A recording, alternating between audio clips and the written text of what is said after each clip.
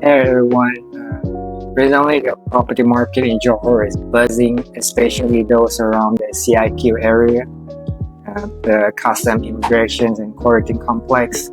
So new launches are selling fast and furious, but at the same time, people are start talking about property oversupply and whether we are heading toward a property bubble. So let us break it down. So in simple term, oversupply happen when property supply exceed demand. So too many units chasing few buyers or tenants. So that usually result in softer or even depressed prices. So today I will share with you all four uh, key demand drivers for Johor property that usually will be shared by your property agent. And as a bonus, I'll also highlight some risks that we should take note of, especially if you are thinking about joining the ride. But before we dive in, I just want a quick disclaimer. I'm not an economist, not an investment guru. Just a property negotiator based in Johor. So what I share is based on what I see on the ground, what is happening.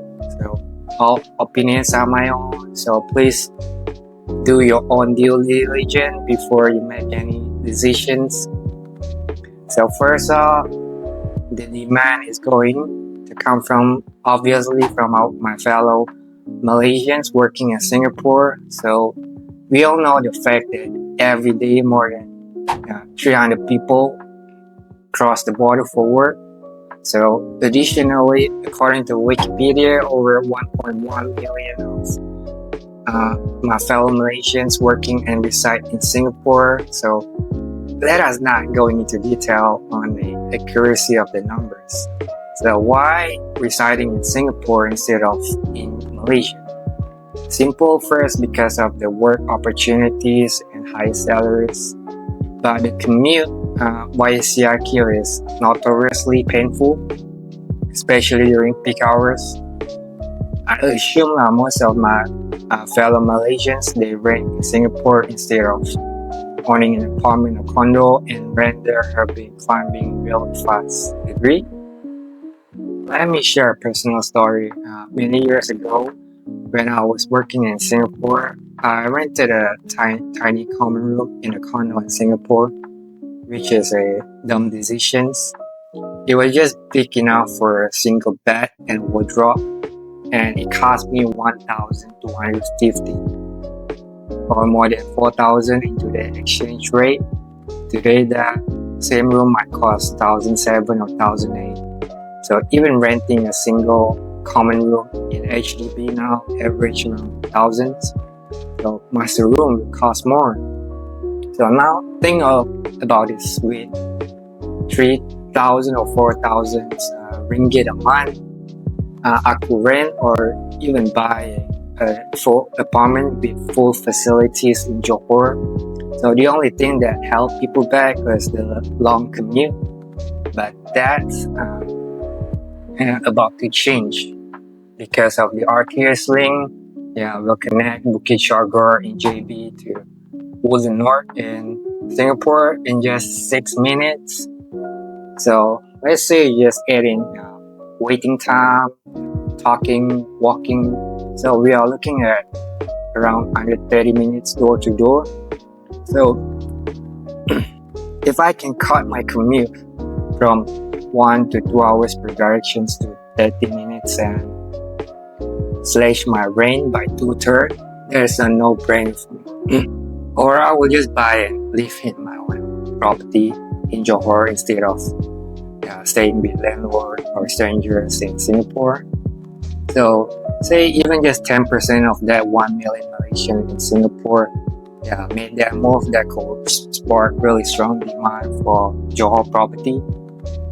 So second demand that could come from is from tourists and for the need of short stay. So our friendly neighbors from Singapore really love to coming over for food, for shopping, for massages. In the past, right, based on my interaction with my Singapore counterpart, it used to be, why bother going to JB scene? Nothing to do, is an ulu place. But nowadays it seems to be cool, almost a weekend home for many. You just go to shopping mall around Bukit Indah, or just go to Bro Aeon. More than half of the vehicle are in S-plate. So, do you agree or not? So numbers don't lie.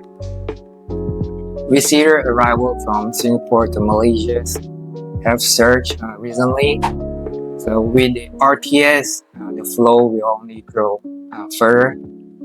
Some will stay in hotel, but many will choose Airbnb or service apartments. We could also capture a portion of inbound tourists to Singapore. So in 2024, Singapore had about 16.5 million international visitors. If we just assume group of 4 per group, there is about 4 million visitor groups with 1 accommodation unit requirement per group. 4 million. So imagine if just 10% of these tourists decide instead to stay in Johor and do day trips to Singapore. That already changed the equation. They just need a place to sleep in anyway. They can stay in Johor, go to Singapore during the day, then have dinner back in Johor at a fraction of the cost. So that probably wasn't feasible because of the CIQ congestions, but with RTS and improved border immigration processing, this will become much more realistic. So on top of that, medical tourism is another demand driver. Big projects are on the way, like the 18 billion, the Thompson Medical Hub, and the proposed 750 million medical center in Forest City. Johor already has established names like KPJ, Gleneagle, Columbia, Asia. So all this will drive demand for short-term stay on even second home. So not only from Singapore, but from neighboring countries such as Indonesia, who need the medical services in Johor. And on top of that, we already have the ETS, the high-speed train that eventually connecting KL to Johor. So that attract local tourists as well from other states to Malaysia to Johor, which will again drive demand for Johor accommodations, Airbnb, etc. So third, we have retiree and expat. So the Malaysian government has been revamping visa program like MM2H to attract retiree. So we can see already many inquiries are already coming from Singapore, Hong Kong, Taiwan, China, US. So for a Singaporean retiree in particular, the math just makes sense.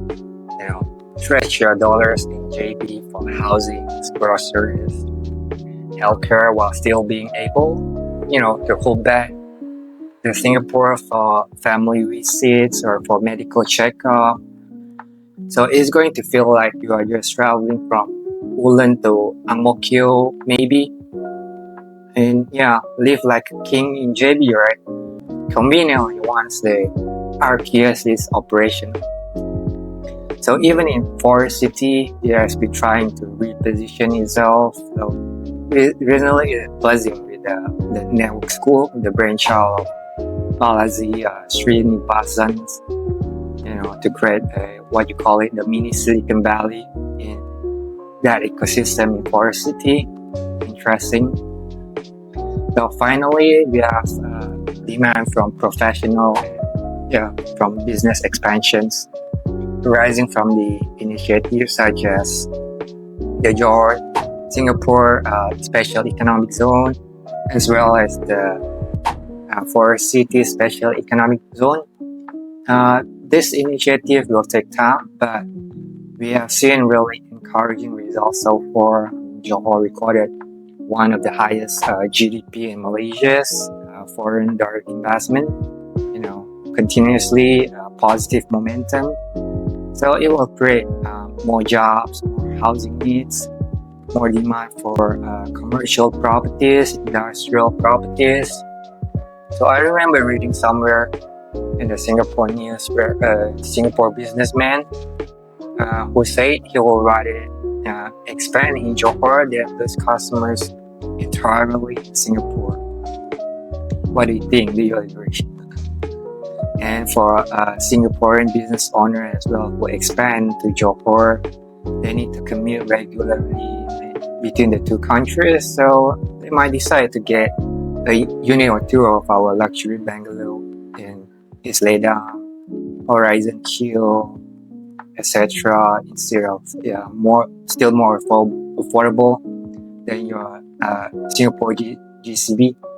No, it's not a really good comparison, right? So what are the risks? Demand for Johor property has been really hot recently, mainly centered on the RTS story. So RTS can carry about 10,000 passengers per hour each way. So what if 100,000 want to commute during peak hours? Will there be enough capacity to meet demand? But that being said, I'm impressed to see the commitment by both government to make Johor Singapore Special Economic Zone works. Ease of movement of goods, services, and people is paramount. So recently, the Malaysian government announced measures to let travelers pre-declare and just scan their QR code at the border. So in Singapore side, there are plans to expand immigration's processing capacity significantly over the next decade. So even beyond the RTS, commuting by bus or car should get smoother as QR system and checkpoint upgrade roll out. So the second point is or risk is the policy risk on both sides. So in Johor, we have seen changes affecting foreign buyers with the foreign levy. Local are voicing concern about affordability. Your property is cheap if you are earning Singapore dollars, but that's not the case for many Malaysians who are working locally and earning ringgit. Could we see a higher levy or the minimum purchase price for foreigner increase from 1 million to 1.5 or 2 million? I don't know. I'm not an economist. I'm just thinking, right? From Singapore perspective as well, some businesses worry about competitions. For example, F&B businesses are struggling. How will the Singapore government support all these businesses? We'll see. Ideally, we'll find a balance, use JB cost efficient operations and let Singapore focus on high tech, deep tech, or doing advanced R&D. So it will take time to find that equilibrium, that balance between the countries. So the third thing to watch out for is, I believe, is traffic congestions. And amusingly, it's not between JB Custom and Woodland, but within JB city center itself, with the RTS, once it is in operation, people traffic will definitely increase. The big question is, how are we going to disperse all these passengers arriving at CIQ? Forget about 100,000. So even if just 10,000 people reaching JB Custom at the same time, by bus, RTS, or by car, how is it going to be dispersed? The government has proposed the EATS, the Elevated Autonomous Rapid Transit System, to help to alleviate the potential bottleneck. But those familiar with CIQ know how congested it can be, especially during peak hours. Cars scrolling at snail pace.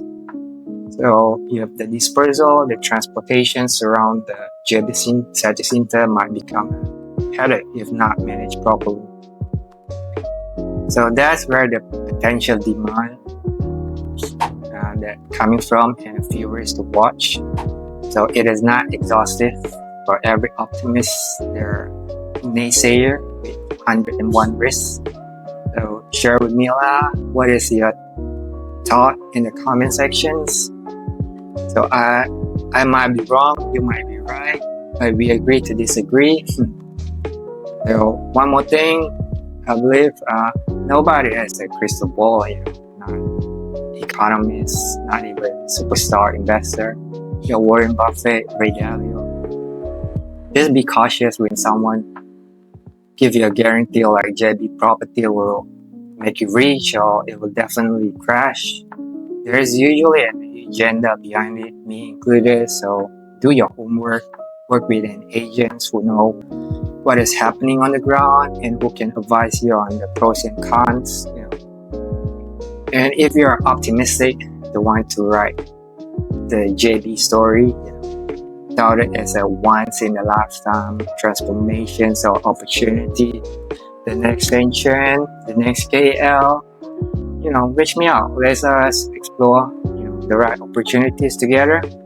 So till next time, thank you for watching.